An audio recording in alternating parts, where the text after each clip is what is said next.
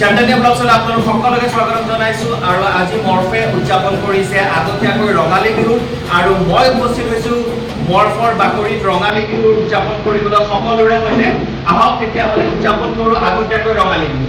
তো ফ্ৰেণ্ডছ এতিয়া মই আপোনালোকক দেখুৱাম যে মৰ্ফৰ গ্ৰীণ ৰুমত কি কি চলি আছে। তো আহক।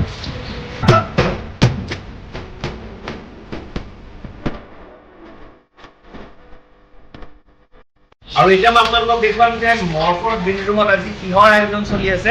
সকলো নাচনীয়ে নিজক ৰেডি কৰি আছে। আপোনালোকে চাওক, ইয়াৰ নাচনী ৰেডি হৈ আছে আৰু আমাৰ আজি বহুতো কাৰ্যসূচী আছে আৰু ধুনীয়া ধুনীয়া কাৰ্যসূচী আপোনালোকে দেখিবলৈ পাব।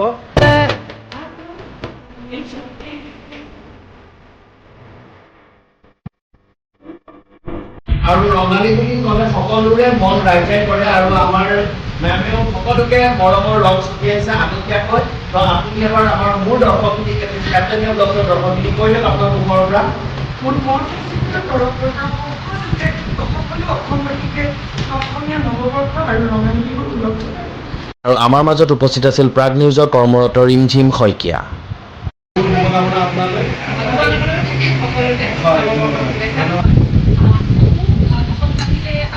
ৰঙালী বিহুৰ লগতে নৱবৰ্ষৰ শুভেচ্ছা জ্ঞাপন কৰিলোঁ।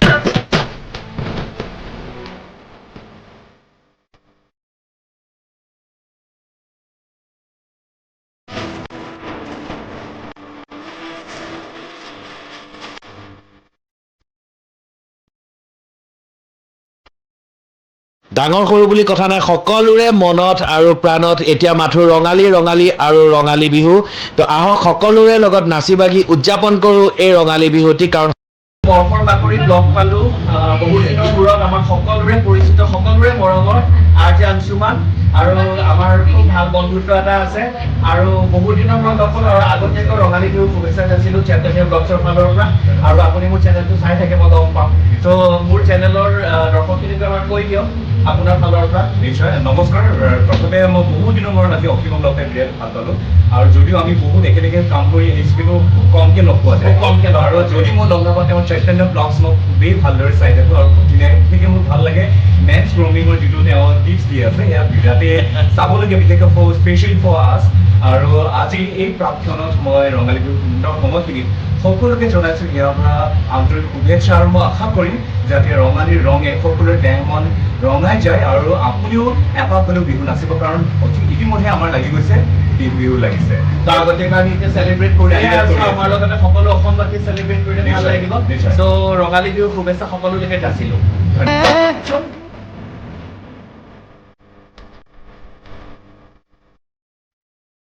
আৰু আমাৰ মাজত আহি উপস্থিত হ'ল প্ৰাগ নিউজ আৰু প্ৰাগ নিউজৰ সৈতে কিছু মুহূৰ্ত।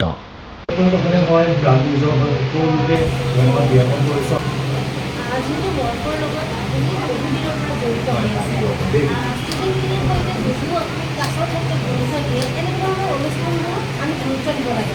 বিহুৰ ক্ষেত্ৰতে হওক বা অন্য কিছুমান কি ক'ব? বিহু বুলি নহয়, একচুৱেলি আমাৰ অসমীয়াৰ যিটো জাতি, অসমীয়া জাতি আগুৱাই নিবৰ কাৰণে আমি সকলো দিশতে গুৰুত্ব দিব লাগে।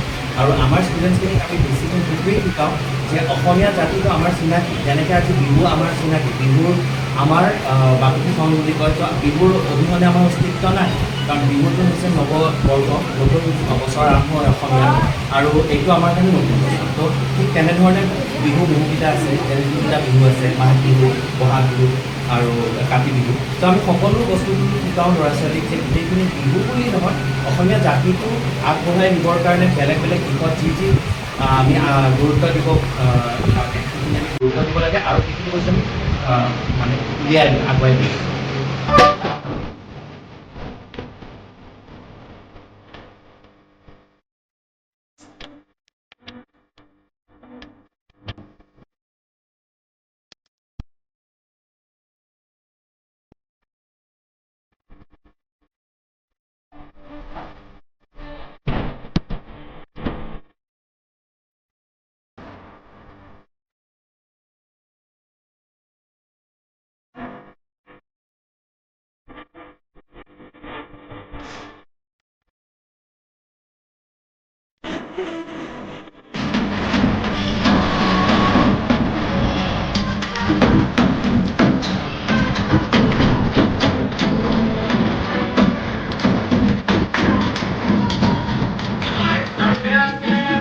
চেতন্য ব্লগছৰ তৰফৰ পৰা আপোনালোক সকলোলৈকে ৰঙালী বিহু উদযাপন মই বৰ্ষৰ লগত কৰিলোঁ আগতীয়াকৈ আৰু চাই থাকিব চেতন্য ব্লগ। তো আজিৰ কাৰণে লৈছোঁ বিদায় আৰু মোৰ চেনেলটো ছাবস্ক্ৰাইব কৰিবলৈ নাপাহৰিব, লগত থকা বেল আইকনটো প্ৰেছ কৰিব, তেতিয়া মোৰ আহিবলগীয়া ভিডিঅ' আপোনালোকে চাবলৈ পাব। তো আজিৰ কাৰণে বাই বাই সকলোকে। হেপী ৰঙালী বিহুৰ আগতীয়াকৈ শুভেচ্ছা যাচিলোঁ। হেপী ৰঙালী বিহু।